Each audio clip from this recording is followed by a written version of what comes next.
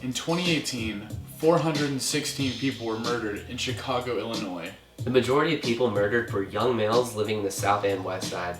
Surprisingly enough, this number is a decreased amount from the previous years. And now in 2019, 53 fewer people have died.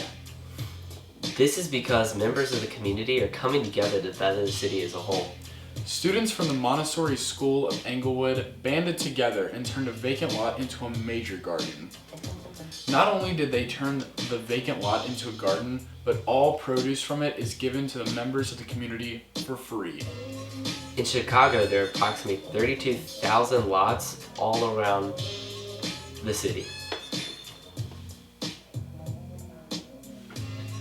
People all around the city are taking advantage of having these completely empty lots and are using them to better the community and help the people around them.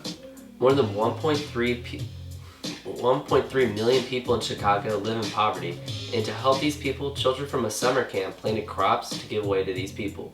The summer camp also set up a program where anyone can volunteer at the garden in return for bags of food. There are also gardens in the city that not only give away free food, but also pay anyone who works in a garden. The owner of the garden, May, says it's an opportunity for them to engage in developing a resource for the community.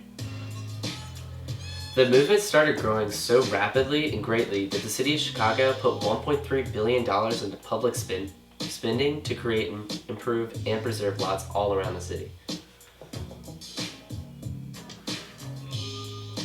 I've gone back and forth to Atlanta every summer since I was 4. My entire life I remember there being an old vacant building with trees, plants growing out of every crack. I've seen many drug deals and homeless people living inside the building. It has been like this a long time, and to this day, no one has done anything about it. I was born in San Francisco and lived there in the summers with my dad. There is a place called the Tenderloin, which is literally the worst place in the entire city. It is littered with needles, blades, and human feces.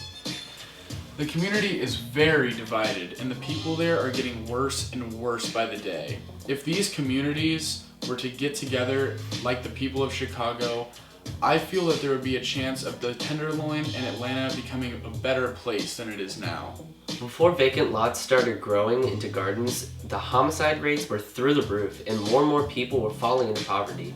But now people coming together, feeding each other, and setting a good example for future generations.